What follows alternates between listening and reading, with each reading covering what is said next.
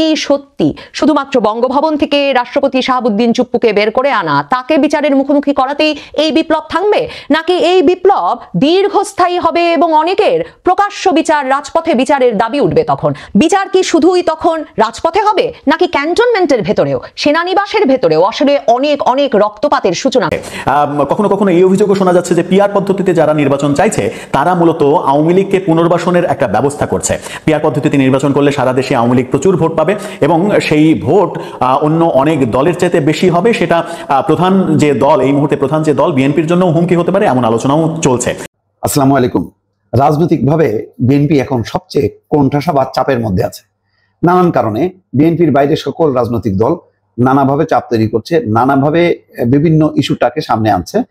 এর উদ্দেশ্য দুইটা, একটা হলো বিএনপি বিরোধী একটা নির্বাচনী জোট গড়ে তোলা। পত্র ঘোষণার সর্ববৃহৎ যে প্রভাব পড়বে, যেটা সাথে সাথে ঘটবে জুলাই ঘোষণাপত্র আসা মাত্র, সেটি হচ্ছে বাংলাদেশের সংবিধান বাতিল হয়ে যাবে, যেটিকে এনসিপি মুজিববাদী সংবিধান বলে, ৭২-এর সংবিধান, যেটি বাংলাদেশের বর্তমান সংবিধান, সেই সংবিধানটি বাতিল হয়ে যাবে। তাহলে সেই সংবিধান বাতিল হয়ে গেলে সাংবিধানিক পদগুলোর কি হবে? বাংলাদেশের সংবিধানের সর্বোচ্চ সাংবিধানিক পদ হচ্ছে রাষ্ট্রপতির পদটি, এবং ৫ই আগস্টের পরের ঘটনা প্রবাহ যদি আরেকবার মনে করে দেখবেন যে সেনাপ্রধান যখন আমাদের সামনে এসে ঘোষণা দিলেন, সংবাদ মাধ্যমের সামনে এসে আমরা টেলিভিশনের পর্দায় দেখছি যে তিনি বলছেন প্রধানমন্ত্রী শেখ হাসিনা পদত্যাগ করেছেন আর সেনাবাহিনী বাংলাদেশের জনগণের জানমালের দায়িত্ব নিচ্ছে এবং খুব দ্রুত একটা অন্তর্বর্তীকালীন সরকার গঠনের জন্য তারা রাজনৈতিক দলগুলোর সঙ্গে আলোচনা শুরু করেছে। এই পুরো প্রক্রিয়ায় একবারও সেনাপ্রধান বলেন না যে বাংলাদেশের সংবিধান বাতিল হয়ে গেছে বা সংবিধান স্থগিত হয়েছে। এবং এরপর তিনি রাজনৈতিক দলগুলোকে নিয়ে অন্তর্বর্তীকালীন সরকার গঠন প্রসঙ্গে আলোচনার জন্য তিনি কিন্তু রাজনৈতিক দলগুলোকে নিয়ে যান হচ্ছে বঙ্গভবনে, মানে বাংলাদেশের রাষ্ট্রপতির বাসভবনে, বঙ্গভবনে নিয়ে যান। এবং বঙ্গভবনকে সেদিন বাংলাদেশের সরকারি আর কোনো স্থাপনা, সেনাবাহিনী, সশস্ত্র বাহিনী রক্ষা করতে যায় না বা রক্ষা করতে পারে না। মানে গণভবন থেকে, সংসদ ভবন থেকে প্রধান বিচারপতির বাসভবন, মানে কি না ভাঙচুর হয়েছে আর কি না লুটপাট হয়েছে। কিন্তু সেনাবাহিনীর সর্বোচ্চ নিরাপত্তা দিয়ে বঙ্গভবনকে সেদিন রক্ষা করে এবং রাষ্ট্রপতির পদকে, একটা সাংবিধানিক শূন্যতার পরিস্থিতি থেকে বাঁচাতে রাষ্ট্রপতির পদকে সর্বোচ্চ সাংবিধানিক পদ হিসেবে মর্যাদা দিয়ে বিবেচনা করে অন্তর্বর্তীকালীন সরকার গঠনের পুরো আলোচনাটিকে সেনাপ্রধান কিন্তু বঙ্গভবনে নিয়ে যান। এবং ৫ই আগস্ট যখন জাতির উদ্দেশ্যে রাষ্ট্রপতি শাহাবুদ্দিন চুপ্পু ভাষণ দেন, তখন আপনাদের এই দৃশ্য নিশ্চয়ই মনে আছে যে রাষ্ট্রপতির পেছনে ৩ বাহিনী প্রধান, সেনাবাহিনী, বিমান বাহিনী এবং নৌবাহিনী প্রধান, তারা ৩ জন দাঁড়িয়ে থাকেন এবং রাষ্ট্রপতি ভাষণ দেন। রাষ্ট্রপতি সেদিন ভাষণে কি বলেছিলেন আসলে আমাদের প্রায়ই মনে পড়ে না, কারণ সে সময় এই এত ঘটনা প্রবাহের দোলাচলে রাষ্ট্রপতি কি বলেছিলেন সেটা তেমন ভাবে মনে না পড়লেও এখন যদি পত্রিকা ঘেটে দেখবেন, রাষ্ট্রপতি সেদিন জাতির উদ্দেশ্যে ভাষণে বলেন খালেদা জিয়াকে দ্রুত মুক্তি দেওয়ার সিদ্ধান্ত হয়েছে, একটা অন্তর্বর্তীকালীন সরকার গঠন করা হবে যাতে তারা দ্রুত একটা অবাধ, সুষ্ঠু, নিরপেক্ষ নির্বাচন দেয়। তার মানে ৩ বাহিনী প্রধান, রাষ্ট্রপতি এবং রাজনৈতিক দলগুলোর মধ্যে তখন যে আলোচনাটা হলো ৫ই আগস্ট দুপুর থেকে সন্ধ্যা পর্যন্ত বা রাত পর্যন্ত, সেই আলোচনায় আসলে ধারণাটা ছিল একটি অন্তর্বর্তীকালীন সরকার গঠিত হবে যাদের মূল দায়িত্ব হবে একটা নির্বাচন, এবং সেই নির্বাচনে আওয়ামী লীগের যেহেতু পতন হয়েছে, বিএনপিকেই প্রধান রাজনৈতিক দল ধরে নিয়ে রাষ্ট্রপতি জাতির উদ্দেশ্যে ভাষণেই জানিয়ে দিচ্ছেন যে খালেদা জিয়াকে দ্রুত মুক্তির সিদ্ধান্ত হয়েছে এবং যে অন্তর্বর্তীকালীন সরকার গঠন হবে তার প্রধান দায়িত্ব হবে একটা দ্রুত নির্বাচন। এবং রাষ্ট্রপতি সেই বক্তব্যে বলেন যে তার সঙ্গে রাজনৈতিক দলগুলোর এবং বৈষম্য বিরোধী ছাত্র আন্দোলনের সমন্বয়কদের আলোচনা হয়েছে সারাদিন। তার মানে তখনও রাষ্ট্রপতি বা ৩ বাহিনী প্রধানের কোনো ধারণা ছিল না যে বৈষম্য বিরোধী ছাত্র আন্দোলনের সমন্বয়কেরা এমন একটা সরকার গঠনের দাবি নিয়ে হাজির হবেন যেই দাবিতে তারাই মন্ত্রী পদে বসবেন। বিএনপি নেতার কথা, বিএনপি নেতা সালাউদ্দিন আহমেদ গণমাধ্যম যেটা শিরোনাম করেছে, শিরোনামটা দেখে নিতে পারেন। তিনি বলেছেন যারা হাসিনাকে হাত পাখা দিয়ে বাতাস করেছে তারাও পিআর পদ্ধতিতে নির্বাচন চায়।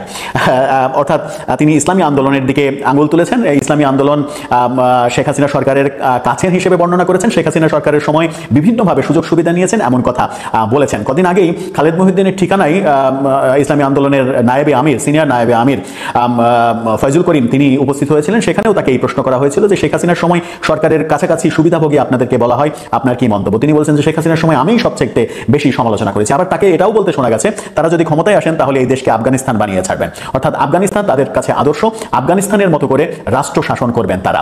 সেই হাত পাখার ব্যাপারেই একটা খোঁচা দিলেন সালাউদ্দিন আহমেদ। এই খোঁচাটা চলছে এবং এই খোঁচা যখন চলছে তখন বিএনপির দিকে অন্য দিক থেকে অভিযোগ আসছে যে বিএনপি কোন ভয়ে পিআর পদ্ধতি নির্বাচনে আসতে চায় না। আবার এই যুক্তিও দেওয়া হচ্ছে বিএনপি 31 দফার মধ্যে বলেছে যে জাতীয় সরকার গঠন করবে নির্বাচনের পরে, তাহলে জাতীয় সরকার গঠনের একটা প্রক্রিয়ায় তো হতে পারে পিআর পদ্ধতিতে, যেখানে সব দল একটা দুইটা করে অন্তত আসন পাবে, সবাই মিলে সংসদে বসবে, সবাই মিলে একটা সরকার পরিচালিত হবে, সংসদ পরিচালিত হবে, সেই তত্ত্বও দেওয়ার চেষ্টা করেছেন। কিন্তু বিএনপি কোনোভাবেই যে পিআর পদ্ধতির নির্বাচনে যাবে না সেটাই আপাতত মনে হচ্ছে। কিন্তু সরকারের সঙ্গে লন্ডন বৈঠকের পরে বিএনপিকে এক ধরনের স্যাটিসফ্যাকশনে ভুগতে আমরা দেখেছি, সরকারের প্রশংসা করতে দেখেছি। কিন্তু ইসলামী আন্দোলনের সমাবেশে যখন বিএনপি বিরোধী একটা জোটের মোটামুটি আত্মপ্রকাশ আমরা দেখলাম, যেখানে জামাতেরও উপস্থিতি রয়েছে, তখন বোধহয় এক ধরনের চাপের কৌশল নিয়েছে সরকার। তেমনটাও অনেকে বলছেন যে বিএনপিকে চাপে ফেলার জন্য এই ধরনের জোটের চেষ্টা করা হচ্ছে, যেখানে এনসিপি, জামাত ইসলাম সবাই ইসলামিক দলগুলোকে নিয়ে একটা জোট করার চেষ্টা করছে, যেন বিএনপি একা হয়ে পড়ে। বিএনপিকে একা করে ফেলার ব্যাপার যখন চলছে, তখন আমরা এনসিপির তরফ থেকে যে অভিযোগটা শুনছি, এনসিপি নেতা আবার অভিযোগ করেছেন, সেটা হচ্ছে যে সেই হেডিংটাও আপনারা দেখে নিতে পারেন। বলা হচ্ছে যে যারা জুলাইয়ের কথা সংবিধানে রাখতে চায় না তারা মুজিববাদের নতুন পাহারাদার, অর্থাৎ বিএনপিকে শেখ হাসিনা এবং মুজিববাদের নতুন পাহারাদার হিসেবে অভিযোগ করছেন এনসিপি নেতারা। মানে জুলাইয়ের যে সনদ ঘোষণা, সেটা একটা রাজনৈতিক সনদ হিসেবে দেখতে চায় বিএনপি, এটা সংবিধানের মধ্যে ঢোকানোর কোনো প্রয়োজন নেই, এই তত্ত্ব যখন বিএনপি বলেছে, বিএনপি সেরকম লিখিতভাবেও দিয়েছে, তখন সেটাকেই মুজিববাদের পাহারাদার হিসেবে এনসিপির পক্ষ থেকে বলা হচ্ছে। মুজিববাদের পাহারাদার যখন এনসিপির পক্ষ থেকে বলা হচ্ছে, মুজিববাদকে ফেলে দেয়া, ছুড়ে ফেলা, এই সংবিধান থাকবে না, এই সংবিধান ছুড়ে ফেলতে হবে, এই কথা যখন বলছে, তখন কিন্তু রাষ্ট্রের অ্যাটর্নি জেনারেল বলছেন বাংলাদেশের সংবিধান 72 সালের সংবিধান পৃথিবীর অন্যতম সেরা সংবিধান। এনসিপি কি এবার অ্যাটর্নি জেনারেলকে সরিয়ে দেওয়ার আন্দোলন শুরু করবে? দর্শক, আপনার কি মনে হয়? আপনার মতামত জানিয়ে লিখতে পারেন আমাদের কমেন্ট বক্সে।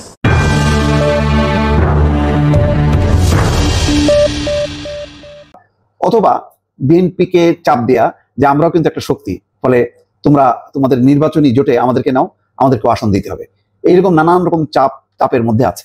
আরেকটা হলো যে বিএনপিকে, একটা হলো যে তৃণমূলের নানা ঘটনা, বিএনপির নামে বা বিএনপির তৃণমূল পর্যায় থেকে যে ধরনের চাঁদাবাজি চলছে, যে ধরনের অপকর্ম চলছে, সেগুলিকে ইস্যু করছে। অন্যদিকে আরেকটা গুরুত্বপূর্ণ জিনিস হচ্ছে, সেটা হচ্ছে পরিকল্পিতভাবে প্রচার চালানো হচ্ছে যে বিএনপি কোনো সংস্কার চায় না, তারা ওই আওয়ামী লীগের মতনই লুটপাটের একটা শাসন চালাতে চায়, তারা সংস্কার বিরোধী। কিন্তু আমি প্রতিদিনই দেখছি যে ঐক্যমত্য কমিশনে সালাউদ্দিন আহমেদ বিএনপির পক্ষ থেকে প্রতিদিন মিটিংয়ে, মানে লম্বা সময় ধরে তিনি কিন্তু অংশ নিচ্ছেন এবং দলের পক্ষ থেকে মতামত, এবং কোন কোন বিষয়ে ঐক্যমত্য, যেমন দ্বিকক্ষের পার্লামেন্ট, তারপরে তত্ত্বাবধায়ক সরকার ব্যবস্থা ফিরিয়ে আনা, তারপরে 1-2 মেয়াদের বেশি প্রধানমন্ত্রী না হওয়া, নানা ইস্যুতে তো ঐক্যমত হচ্ছে। তারপরেও বিশেষ করে এনসিপির নেতারা, তরুণ নেতারা দেখছি ক্রমাগতভাবে বলছে যে এরা জুলাইয়ের গণঅভ্যুত্থান বিরোধী। এই প্রচার আজকে বিএনপির মহাসচিব মির্জা ফখরুল ইসলাম আলমগীর আনুষ্ঠানিকভাবে কিন্তু সেই কথা বলেছেন। বিএনপিকে সংস্কার বিরোধী বলে একটি মহল পরিকল্পিতভাবে অপপ্রচার চালাচ্ছেন বলে অভিযোগ করেছেন দলটির মহাসচিব মির্জা ফখরুল ইসলাম আলমগীর। রোববার রাজধানীর গুলশানে বিএনপির চেয়ারপারসনের রাজনৈতিক কার্যালয়ে এক সংবাদ সম্মেলনে তিনি এই অভিযোগ করেন। তিনি বলেন, জাতীয় ঐক্যমত্য কমিশনের কার্যক্রম নিয়ে আগ্রহ এবং প্রত্যাশা যেমন অনেক, তেমনি হতাশা ও উৎকণ্ঠাও রয়েছে জনমনে। বিএনপির পক্ষ থেকে আমরা যেমন 6টি সংস্কার কমিশনের কার্যক্রম সক্রিয়ভাবে অংশ নিয়েছি, তেমনি ঐক্যমত্য কমিশনের প্রতিদিনের আলোচনায় আমাদের প্রতিনিধিরা কার্যকর অংশগ্রহণ করে চলেছে। এই ব্যাপারে কিন্তু কোনো সন্দেহ, এটা ভিডিও ফুটেজ তার প্রমাণ।